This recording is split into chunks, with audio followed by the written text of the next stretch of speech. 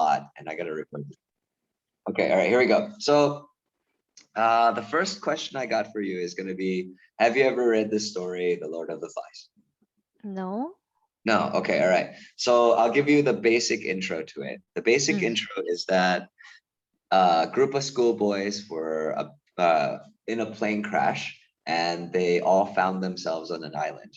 No adults, beautiful beach, and they're going to try to survive, right? Mm. And so the first question I have to ask you is going to be, if you're stuck with your coworkers or your family or a bunch of your friends when they're all between the ages of like 13 and 16, do you think that it will end poorly, or do you think it will end negatively?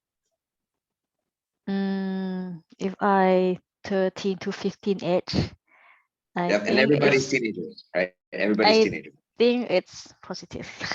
Okay, wow, good. You think it will end positive. Thank you for that. Thank you for that, because most people have been saying that it will end poorly, right? Uh, Most people, their face shows me that the first thing they think about is all the negative stuff, right? And I thought mm, that's fascinating. So, we won't read the whole article today because okay. I've read the article many times now and I'm tired of it. You can read it later if you like. All right. Okay. All right. I will. I am a very honest person. Okay. Now, the idea here, though, is that the thing is that this story was written by a guy named William Golding, and he was an alcoholic, and he was a schoolmaster that I think hated his job. He was also somebody who was called a Nazi sympathizer, right? So that means, Nazis, I understand what you did. Okay, okay, okay. Right, and it was terrible. That's one of the things that, he quoted himself. He's like, I am of that sort because I understand them. And Mm, he wrote this story where in the end, I'll quote this part for you, right? They're all trying to survive, having fun, it's great. And then in the end, after some time, a British naval officer comes ashore and he says, and the island, oh, wait, no, the island is a smoldering wasteland. Three of the children are dead, and this is in the story, right? I should have thought, the officer says, that a pack of British boys would have been able to put up a better show than that. At this, mm, Ralph burst into tears. Ralph wept for the end of innocence, we read, and for the darkness of man's heart. mm, Right. And mm, so it's this idea that William Golding really thought that all people sucked, right? That we are cynical, selfish people deep down. And if you put any group of kids on an island, it will always end badly, right? And the mm, crazy thing about this is that this book has sold tens of millions of copies now, right? Translated in mm, 30 languages. And I don't know mm, how many international schools say that this is required reading, right? And mm, so, and that's the other side of the survey, right? You're a person who mm, surveys all the time. So I surveyed about like 50 people now on this, and 70% of them all said it would end poorly, or their first reaction was poorly, right? And then it was mm, 30% or so of the people that said, oh yeah, it's going to end successfully, right? Because the logic here is that if I'm there, I have to make it work. Right? Like we have to survive, because like I don't want anybody to die, right? Like uh, neither do you, right? And yeah. so that was more important than thinking about how badly it could go. You see? Uh-huh. Yeah. And that was the contrast for me that I've been Mm, bringing up to all these people. mm, And mm, so, it's fascinating because this guy, right? mm, He starts questioning the same thing, right? And he's like, okay, well, I wrote an article about this, I researched it, and I think that in real life, kids would react and act very differently, right? I think that it would be positive, I think it would be great, and I think it'd be good. And then he mm, posted it. And then readers were skeptical, right? So all of his readers, or not all of his readers, but some of his readers disagreed with him. And then uh, that's what made him realize, oh my God, I have to look for the real thing, or I have to look for a real case like this to be able to mm, prove my logic, right? And then he found one. Okay. mm, And then he found mm, one. It's a whole story like that. These pictures are from the movie, mm, right? mm, But in the end, he found mm, a real story of uh-huh. six boys, right? Six boys who had left and run away from a Catholic school because they were bored of the food and they needed some adventure. They stole a boat and they went to this, they fell asleep while they're in the boat.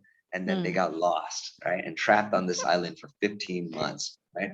And some of the key points from the article I highlight for you is that, they made a pact, right? Which means a promise and an action, right? A pact to never quarrel, never fight. They also had a system. When anybody ever had a problem, they had a timeout, right? And so it's like these little strategies, like the talking stick, or the timer, or like timeout, where we're all just big kids. Oh my God, dude, we're all like just children, really. And so they ended up having this food garden. They ended up finding this amazing source of food in a crater where taro and chickens and bananas had been reproducing for 100 years, because 150 years before, a bunch of slavers came to the island and stole all the people and turned them into slaves, right? And so nobody lived on the island. And this is how terrible the world is, right? But and then this is what William Golding thought, right? And however, in the real story, though, is that they ended up surviving, and they ended up keeping 15 months or so of a fire going and never going out at all, right? And like that's the level of their teamwork, right? They said things like, oh, one kid broke his leg, and then he said, oh, we'll do your work. You can just lay there like the king. And so they were good, right? They were good, when they came back, it was really funny. When they came back, they got thrown into jail, right? They got thrown into jail, and it's because they stole the boat before, and the guy was pressing charges, right? The captain, he came up with the plan, right? And he said, oh, this is going to be a good movie. So he calls this channel in Australia, and he says, you can have the Australian rights. I want the international rights, right? And then they had this giant party. And in the end, it was something amazing that happened, is that the king said, hey, I want to talk to you, the captain who saved these 6 people that are my subjects. And so they go and talk together. And then the captain's like, you're welcome, right? And then the king says, now, is there anything I can do for you? And the captain didn't have to think long. He says, yes, I would like to trap lobster in these waters and start a business here, right? King consented, and then he goes back to Sydney. He quits his job at his dad's company as an accountant, and then he gets a new ship, and then he comes over, and then he hires them as the crew for the boat, right? Like, so the question I have for you is going to be, if these 13 to 16-year-old boys could survive together on an island for 15 months together without any really terrible things happening, do you think they'd work well together in a fishing crew business for lobster and make lots of money? Yeah, of course. Right? Yeah, Of smart course, of guy, course. right? That guy's name was Peter Warner, and there are pictures of him at like 90 years old with one of the boys at 70, right? And it's a really amazing, beautiful story. And the last paragraph is one of my favorites, and I'll read it for you. While the boys of Atta have been consigned to obscurity, Golding's book is still widely read. Media historians even credit him as being the unwitting originator of one of those most popular entertainment genres on television today, reality TV. I have read and reread Lord of the Flies. Divulge shared, the creator of hit series Survivor, in an interview. It's time we told a different kind of story. The real Lord of the Flies is a tale of friendship and loyalty, one that illustrates how much stronger we are if we can lean on each other. After my wife took Peter's picture, he turned to a cabinet and rummaged around for a bit, and then drew out a heavy stack of papers that he laid in my hands. His memoirs, he explained, written for his children and his grandchildren. I looked down at the first page. Life has taught me a great deal, it began, including the lesson that you should always look for what is good and positive in people. Right. And that was just like really cool little story I wanted to share with you, right? And like as a good little English exercise. So I have a quick question here, right? Like, what are some key takeaway points that you felt, or some kind of thoughts that you had while you were hearing this story? For me, I think be positive is good, and also be kind. So that's I take it from that. Sorry. There you go. Okay, all right. And then I'll stop the recording here. Okay, all right.